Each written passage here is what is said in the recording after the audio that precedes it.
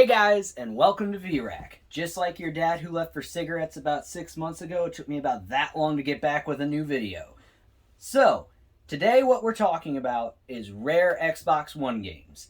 So, Xbox One is in this kind of great place for collectors, where if you love wasting your money on things you don't really play, but definitely want to get a lot of them for cheap, Xbox One is in that point right now where it is definitely the console to collect for. I mean, you got games that are $5, $2. I mean, I bought a stack of about 13 games on Xbox One, some of which were compilation discs, like the BioShock collection, for $50. Basically, it's a value monster right now. But with any system, there's going to be rare and uncommon games, and it might be a little hard to find out which ones are actually rare and uncommon, because any type of video game collecting would lead you to know that the games that are rare and uncommon sometimes aren't exactly what you think they are, right? So that's what I'm here to do today, is bring you this information, help Xbox One collectors or people interested in collecting Xbox One to know what games to look out for, what games are going to be expensive in the future, and basically to round out that collection before they get too crazy, which actually with Xbox One and some of the games I'm talking about today, we're already there. So as an avid Xbox One collector myself, I did not think that I would be finding games for Xbox One at this point that were over $100. But I definitely did. And it took me a while to research this because Xbox One games are in that weird place where, you know, it's been a while. There's a new console generation out, but Xbox kind of has a high minimal print run, right? Like they don't participate in limited run games like PS4 did during its time, because Xbox One, no matter what, if you're going to release a game on their console, at least at first, you were required to make quite a few copies of your game, right? So it became really hard to see which ones were going to be the uncommon ones out of the bunch, basically which ones and at what point did they start doing lower print runs. So to start off the list, we're looking at the first one, Killer Instinct for Xbox One, but not just any copy of Killer Instinct, not the combo breaker. We're looking at Killer Instinct Definitive Edition. So, Definitive Edition actually has all the fighters, all of the DLC for Killer Instinct on disc. So you're going to be looking for the one with the red font, black background. Now, it includes all 26 characters and 20 stages from Season 1 through 3, and it actually also contains Killer Instinct 1 and 2 Classic. So you're getting about 3 games here on this one. This game is pretty hard to find now. I've been seeing listings upwards of $80 sold, $90 depending on where you're looking. You know, on Macari, they're around $120, $100, but that's more of a higher priced marketplace anyways. But something to know for Killer Instinct Definitive, right, is this game doesn't just come with the disc, which threw me off, because I think I'm buying a complete copy, okay? I did not. So actually, you should be getting a CD soundtrack in with this as well. That's important. So if you're looking for the Killer Instinct Definitive and you're wanting a CIB complete in-box copy, you gotta make sure it has the soundtrack. Now, the soundtrack itself goes for around 20 to 30 bucks online.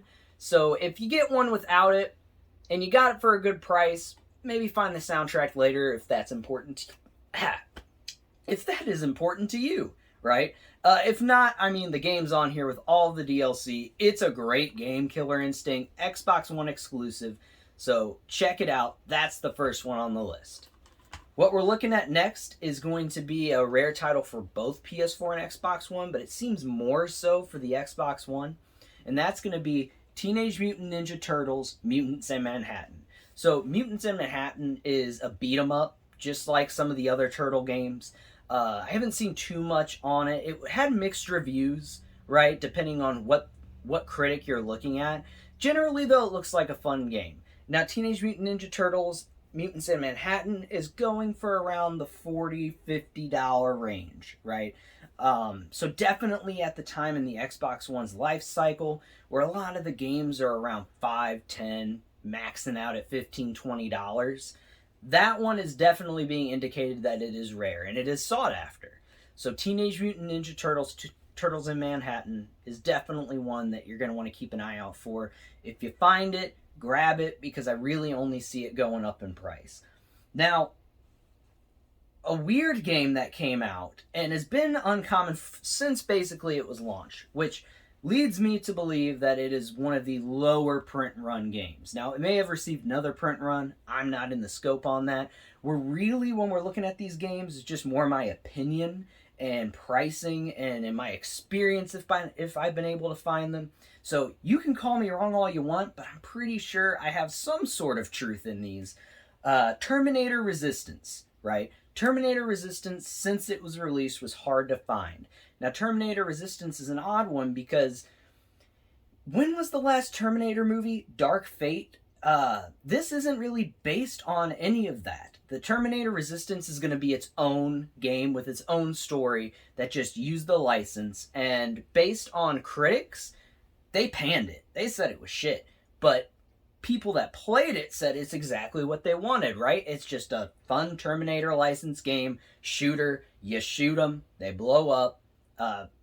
But basically with Terminator Resistance, it's been rare for a while. It's probably on your radar already if you're looking at Xbox One collecting, or maybe you haven't heard of it. So for the people that haven't, Terminator Resistance, it's around $50-$60. I've seen it listed for higher, but it's selling for 50 or 60, which is, again, a lot for an Xbox One game. Pick it up if you manage to find it.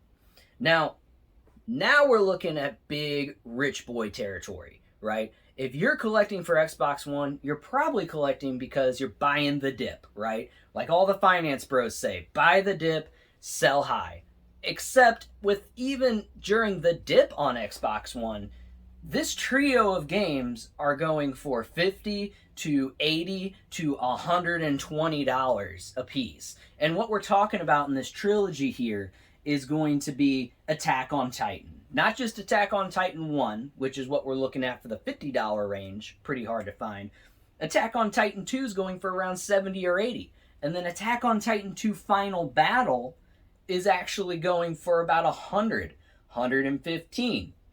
Now, from what I can tell, the Attack on Titan games are your run-of-the-mill anime games. You got some hacking and slashing, you're running through the story. There's a few twists that aren't the same as the anime, right? So it's definitely worth playing even if you've watched it. But from what I've seen, Attack on Titan 1 going through the first season, Attack on Titan 2 going through the second, Attack on Titan 2 Final Battle is going to be on Attack on Titan 2 with, God, I'm saying that a lot, with all of the DLC on disc, right? So you're getting a lot there. If you get Attack on Titan 2 Battle, you don't necessarily need Attack on Titan 2 base game, but they're both extremely rare, with just being the more sought after complete edition for Final Battle. These games, like I said, are already piercing the top of the pricing for Xbox One. I haven't even seen a game that has been as high as Attack on Titan 2 Final Battle. So what does that say for the future? Probably says most of those are going to be scooped up by high-end collectors or resellers posting them for top dollar. And they're not going to be very available. I mean, I have hardly seen any copies of Attack on Titan 2. I didn't even know Attack on Titan 2 Final Battle was a physical disc until I started doing research for this video. I've never seen one myself in real life. I'm thinking the most common of all these is going to be Attack on Titan 1, right? Because that released around the full hype train of Attack on Titan when everybody was there. And I swear to God, if I say Attack on Titan just a few more times, I'm going to lose it. So we're moving on to the next one. Keep an eye out for these and add them to your collection if you can find them. What we're looking at next is an oddity, right? Because the games themselves aren't that hard to find. In fact, I have them in my collection right now. But in this combo package here, Dark Souls Trilogy. what we're looking at for Dark Souls Trilogy is a very hard to find game. One print run, to my knowledge. Most GameStops only got one copy, especially on Xbox One. And what this is it's just a collection of Dark Souls 1 Remastered, Dark Souls 2 Scholar of the First Sin, and Dark Souls 3 with all the DLC. But this is a complete package with all three. Now, the limited print run and the packaging of the trilogy itself is what makes this game different and basically makes it rare, right? So I guess they released this and was like, hey, here's a compilation for people that want all three games. It was around the time that Dark Souls 1 Remastered came out, and they just didn't release another print run of it. So the North American version is looking at like $100, $90 to $100, if you can even find it. I've gone on eBay, and I mean, I'm just seeing PAL copies left and right. So I guess they released that for longer, or a bigger batch in the UK region for PAL. But for North American, geez, I mean, you're going to have to be willing to spend that $90, $100 just to even find one. So if you find one out in the wild, awesome, pick it up, even if you have the other three Dark Souls games on Xbox One, just because of the rarity of it. Mind you, would I buy a copy of the trilogy if I found it for a good price? Maybe, but I was searching for the Dark Souls trilogy, just all three games on Xbox One, and I mean, I bought all three for like $40 with all the DLC, just separate cases, right? So if that's worth it to you, cool, but that is one of the rarest releases on Xbox One as well. Now, going from Dark Souls Trilogy to this next game is going to be a little different. Recore. I say Recore. Everybody goes, are you stupid? There are stacks of this game at my local video game store. And you're right. Recore itself is a very common game.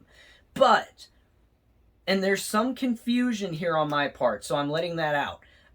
Recore Definitive Edition is a different beast. So Recore Definitive Edition was a one-time release of Recore with the updates and DLC and fixes that the community said, you know, Recore needs some of this, it needs fixing on that, and they changed it through a free update that you can get just by having Recore and downloading the update. It gives you all the DLC, the update gives you everything that this disc has.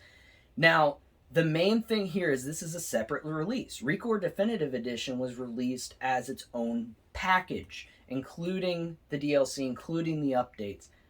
But, to my best research, I cannot find out if that is on disc, right? So I don't know if this is just a re-release of Recore with different cover art, different disc, but the same data as the original Recore release, and just letting people know, hey, if you get this game, you put it in your console, it'll download the update with all the stuff.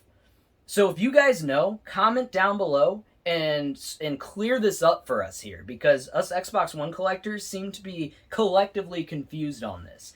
Either way, if you collect variants, if you collect cover art variants, Recore Definitive is so hard to find, and it is going for a pretty decent price online if you can find a copy. Sold around $70, $60, which is a huge difference between the normal Recore, which is going for like $5, and you can find that anywhere. This is an Xbox One exclusive game. If you got more info, comment down below, but the Definitive Edition, released as is still hard to find, whether it's too different from the original Recore or not. Now, we're jumping into something I did not see coming here, right? Skylanders. A dime a dozen. Figures everywhere. Literally, this game was not hard to find. It was very prolific in the game collecting stores, just laying around everywhere with figures. Now, the games themselves, though, seem to be a different story. So, the original Skylanders on 360, Wii U, those were the consoles that the install base for these games were playing at, right? They were all children's systems. A lot of people had them. So if they were going to buy Skylanders, they were going to buy it for that. But recently, go on eBay and try to find yourself a copy of Skylanders Trap Team or even Skylanders Imaginators with some Imaginators figures on eBay. go ahead. Go look. Come right back. You can pause it. And then come back with that jaw dropped and wondering, why are people spending money on this? Well, because the Xbox One, when it was released and Skylanders started coming out on it, the fad was over. It was already on the downturn, right? And basically, nobody that was buying an Xbox One at the start was buying it to play Skylanders, right? Parents were having their kids play them on their older systems that they already owned. Why would you buy a brand new Xbox One just to play Skylanders when you could play it on the 360 for your kid? It didn't make sense. So basically, it was the lowest selling version of Skylanders was on Xbox One. The lowest install base. So these copies are going for like 60, 70 bucks for Trap Team or Imaginators, which are the later releases. Now, I did see that Superchargers was super cheap still, so I guess if you want to play that, play it, pick it up. You can play it on Xbox One, but those ones specifically are harder to find because not a lot of people bought them on this system, and they're going to be collectible in the future. You're going to have that nostalgia when those Skylanders kids get a little bit older, they got some expendable income, they want to relive that fun. It's going to be expensive to find them on Xbox One. So go ahead, and if you see some Skylanders games on Xbox One, pick them up if you can, because they may be worth something going forward. They're definitely hard to find now. So we're ending up at the end of the video here. If you guys have any comments, leave them down below. I still have one more game to share with you, and a bonus game that's not rare now, but I believe will be in the future. But if you agree with my list, let me know down below. If there's something I've missed so far, let me know down below. Comment, and make sure you subscribe, because VRAC is back. Now, it took a while, and I was on vacation from doing VRAC for a bit. Back to the games, though. Amazing Spider-Man 2. I don't know what it is with the Spider-Man games recently. All of them are worth money. If you find a Spider-Man, like at your local pawn shop or at Goodwill, like on 360, PS3, Xbox One, it's like finding a $50 bill just laying around. Pick it up. Nobody else knows that are going around to buy games that these Spider-Man games are worth a ton, right? Except for collectors. But the Amazing Spider-Man 2, look, I played the Amazing Spider-Man 1. It was an alright Arkham clone, is basically what it is. And it wasn't as good as Arkham. I've never played Amazing Spider-Man 2. Maybe they changed the chunky controls, but Amazing Spider-Man 2 on Xbox One specifically is going for around $70. $70, $80. And that's kind of crazy to me. I know it's probably a harder to find game because it was right at the start of the Xbox One, so people that were buying them might not have been buying the Spider-Man game, but it's definitely worth checking out if you can find it. It's definitely uncommon now. So what we're at now with the bonus feature is basically I'm going to give you a game that I believe it just came out. So I could be completely wrong. But looking at the publisher, looking at the type of game it is, honestly, I didn't think this was going to get a physical at all on Xbox, but it did. And when I saw that, I definitely grabbed it. I have a Switch copy on the shelf behind me, but when I saw there was an Xbox One version, I couldn't help but think, man, this is one of those games where I feel like I would look back and go, I had the opportunity to buy that when it was just MSRP for 30 bucks, and now it's like $120, $150 game, and I'd be smacking myself in the back of the head for not buying it. That is Monster Crown. So Monster Crown is in an odd space, right? Because we don't see a lot of those 2D Pokemon clones getting very many physical releases, but even less so on the Xbox One.